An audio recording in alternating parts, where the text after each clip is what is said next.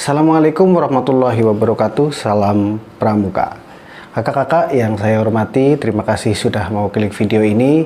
Dan di video ini saya akan sedikit berbagi tentang informasi dan pendapat saya tentang beberapa pertanyaan yang sering ditanyakan oleh para pembina di Pangkalan pada khususnya, yaitu kita tentang penting nggak sih pembina di Pangkalan itu mengikuti kegiatan KMD atau KML.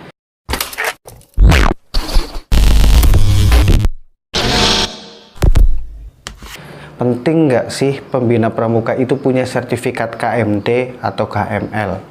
Dulu saya pada saat jadi pembina, awal jadi pembina, saya merasa KMD dan KML itu tidak penting.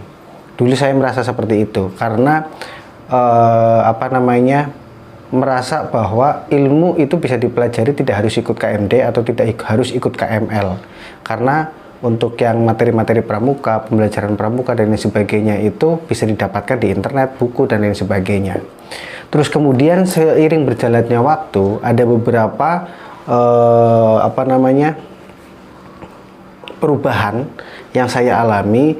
Yang pertama, saya itu pada saat mencari materi itu saya tidak punya materi itu asalnya dari mana. Apakah materi itu teruji atau terbukti, atau mungkin materi itu benar-benar benar sesuai aturan apa tidak. Pada saat saya mencari di internet, di buku, saya itu ragu tentang itu.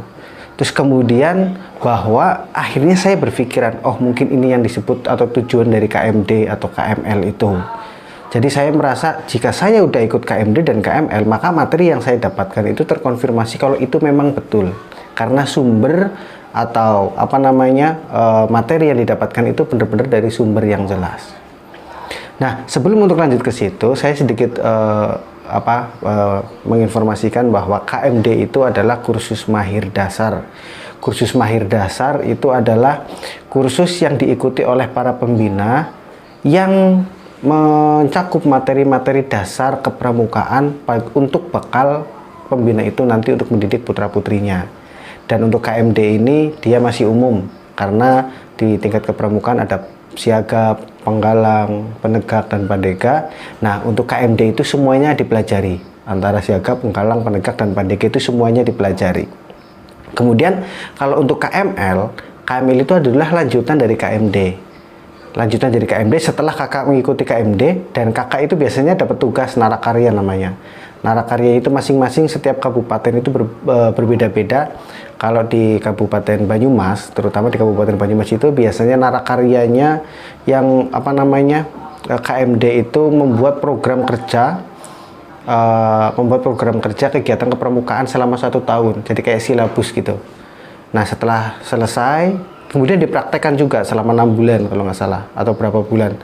Nah, dipraktekkan, setelah hasil prakteknya apa, dilaporkan. Nah, setelah dilaporkan, kalau itu udah diterima dan berhak udah selesai gitu narakaryanya, maka pembina tersebut nanti berhak melanjutkan ke KML.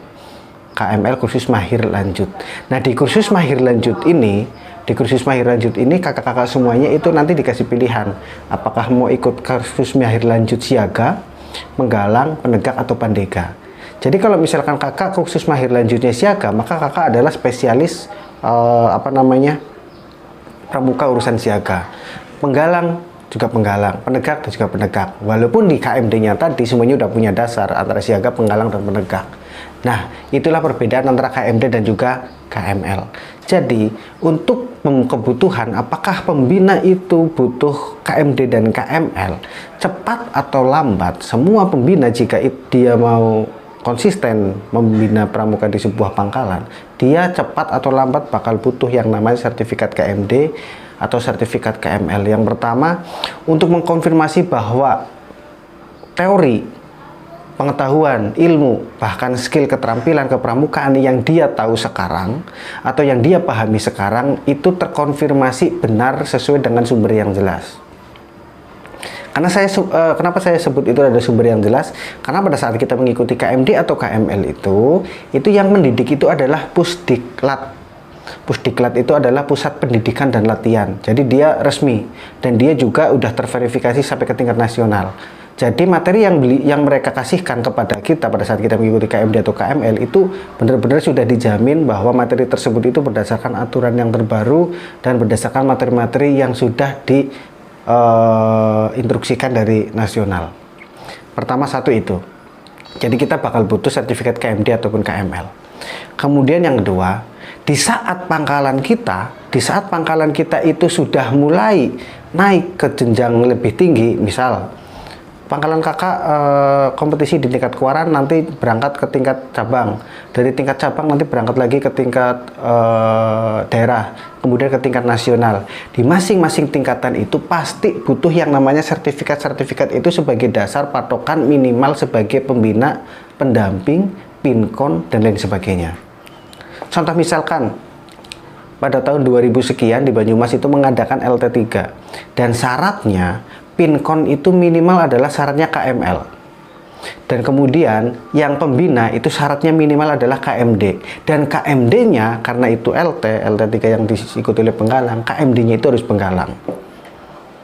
Nah, artinya jika pangkalan kakak nanti naik ke level yang lebih tinggi, ke jenjangnya lebih tinggi, atau maksudnya ke tingkatan kompetisi yang lebih tinggi, maka kakak bakal membutuhkan sertifikat-sertifikat itu.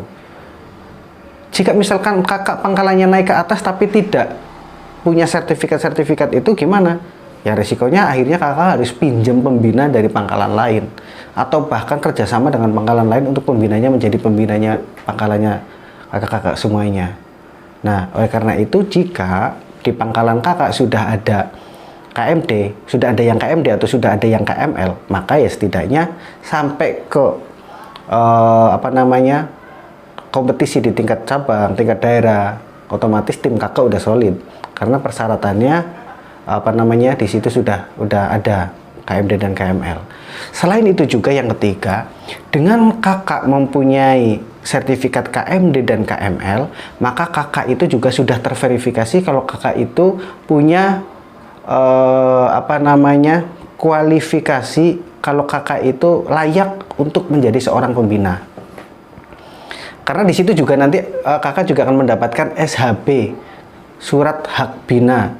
Jadi kalau menurut versi saya itu kayak SIM lah, surat izin mengajar kegiatan pramuka, itu ada SIM-nya. Jadi kalau kita udah punya SIM atau SHB itu, ya otomatis kita memang udah punya hak untuk menjadi pembina pramuka di sekolah, dan kita udah legal kayak gitu. Dan kita juga udah sesuai dan kita udah terverifikasi bahwa kemampuan, keterampilan, dan pengetahuan yang kita punya itu benar-benar arahnya jelas. Jadi itu beberapa kebutuhan. Kenapa perlu nggak sih kita KMD dan KML untuk pangkalan kita? Itu menurut saya, pendapat saya, dan semuanya kembali kepada kakak-kakak semuanya. Dan ini hanya sebagai referensi saja tanpa ada tujuan apapun, dan ini hanya pertimbangan saya secara pribadi, dan mudah-mudahan bisa bermanfaat buat kakak-kakak semuanya. Dan saran saya jika misalkan ada info tentang pelaksanaan kegiatan KMD, KML, dan lain sebagainya, karena tidak semua event itu bisa diadakan setahun, mungkin hanya sekali, 2 kali, dan itu pun mungkin di waktu-waktu yang waktu-waktu yang mengejutkan. Jika kakak memang berminat untuk berbakti di pramukaan secara serius, saran saya silahkan ikut KMD, dilanjutkan ikut KML, sehingga nanti saya yakin kualitas putra anak didik kakak-kakak semuanya juga secara tidak sadar, secara tidak langsung akan meningkat secara perlahan. Dan selain itu juga relasi pada saat kita mengikuti KMD dan mengikuti KML, tanpa tidak sadar kita punya relasi pembina-pembina, bahkan orang-orang yang punya potensi di pangkalan-pangkalan, atau mungkin di kejuaraan-kejuaraan, atau mungkin di kabupaten-kabupaten lain. Dan itu menjadi inspirasi dan menjadi ruang kita untuk berbagi ilmu, dan ruang kita untuk mencari inspirasi supaya kita bisa menjadi lebih berkembang, menjadi lebih baik, dan menjadi lebih baik. Itu Kak. Jadi tentang apakah perlu KMD atau perlu KML, silakan kakak bisa menentukan jawabannya sendiri. Dari saya, banyak salah mohon maaf. Wabillahi taufiq walhidayah. Assalamualaikum warahmatullahi wabarakatuh. Salam